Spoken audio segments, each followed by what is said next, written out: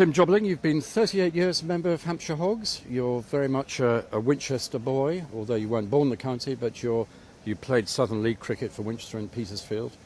And you've been heavily connected with the Azure spell, which we'll come on to.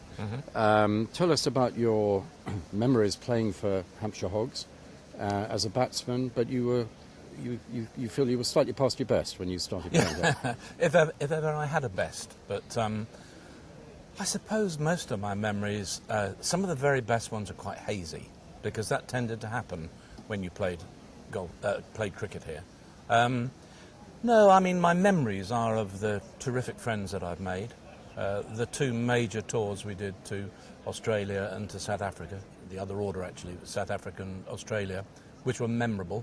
But you were injured on one of those, I gather. The Australian one, yeah, I managed to do a fetlock in at Adelaide, which worked extremely well. I was then put in charge of barbecues, which I did a lot better at than I'd actually done playing cricket. But no, the Hogs is something special. I mean, I played a lot of league cricket, which I thoroughly enjoyed. Don't get me wrong, it was very competitive. The Southern League was a very high standard, so I thoroughly enjoyed that. And mixing with the Hampshire County second 11 players, if you had someone like John Holder steaming down one end at you, you did concentrate. But then I came and started playing here. Initially I started playing Sundays here and carried on playing my league cricket on a Saturday. And then I decided that league cricket had moved into a different thing. The social side of it became pretty much non-existent.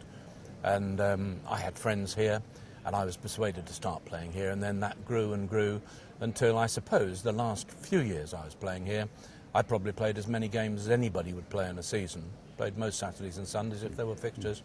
And I loved running matches when we had overseas touring sides. I'd often be asked to do those games. And my memories of playing cricket here are almost perfect, I think. Marvellous place to play cricket. Why is it? Can you put your finger on why this kind of cricket offers a friendship or friendliness that league cricket doesn't? Is it to do with the type of person who plays here? I think it's a bit of both. I mean, there is no doubt you get a different type of person playing here who wants to get something different out of their sport than perhaps the league cricket does. I made a lot of very good friends playing league cricket, and it was tough and uncompromising. You knew what was going to happen.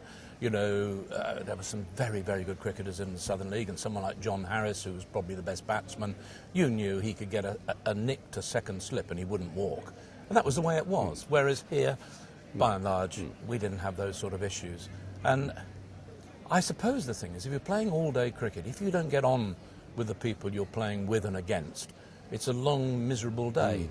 And there many a day when I turn up for an 11:30 start, and by 20 to 12 I was sitting in the car, perhaps reading your column or your predecessor's columns, and if you didn't get on with people, that made for a very, very long day. But there were some lovely people here. I mean, the late departed Mike Molden was a particular friend of mine. We lived in the same village, and he was a much better cricketer than me, so he often wasn't out at lunch.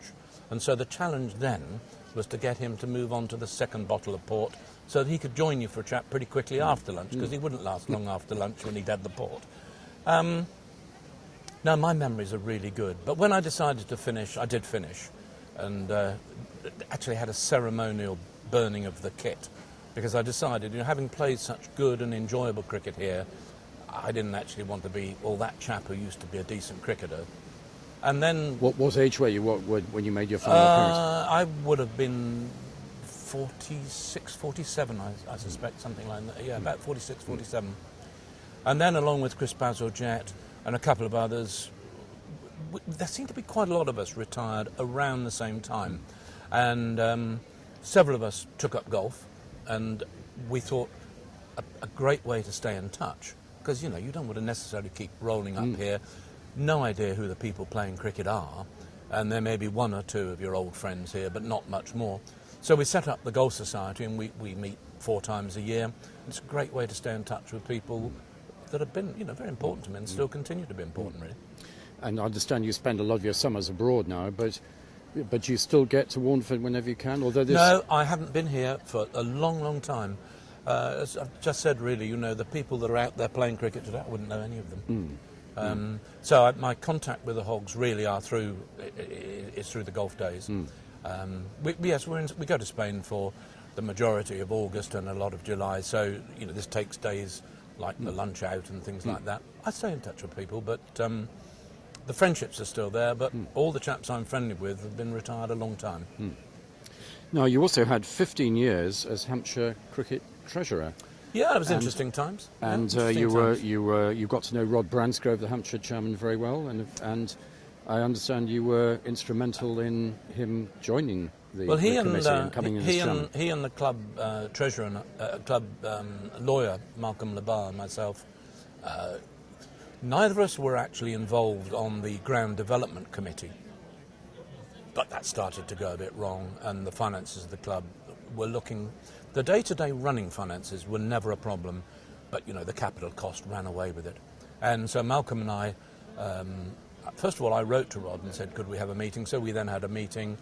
He had made a substantial sum of money by selling a business, which he'd intended to put into a family trust, a charitable trust, and decided that this would be something that he'd love to get involved with, and he did. He's been brilliant for Hampshire cricket. There are still some people that don't like it not being a members' club anymore, but without Rod, there wouldn't be Hampshire Cricket Club, in my view, anyway. And do you feel Hampshire will get an Ashes test in the relatively near future? Now that the chairman of the ECB has changed, I think we have a possible chance. I saw Rod 2 or 3 weeks ago, and he's keeping his fingers crossed. The trouble is, everybody wants an Ashes test, and there are more and more grounds that hold test matches. They're improving all the time, and so it's a pretty big battle. I think Hampshire deserve one. I mean, it's a marvellous stadium, And so if you'd never come across Rod Bransgrove, what do you think might have happened to Hampshire Cricket Club? It would be very different to what it is now. I don't know, really. I mean, we would have had to abandon development at the ground because, there wouldn't have been the money there. I suppose it's one of those things. We sorted it out with Rod, so we never had to look at the doomsday thing, but it would have been very difficult to have kept it going. Certainly, it would have... It would have been a challenge to keep it afloat, a big challenge. Tim, thank you very much indeed. My pleasure. Nice to meet you.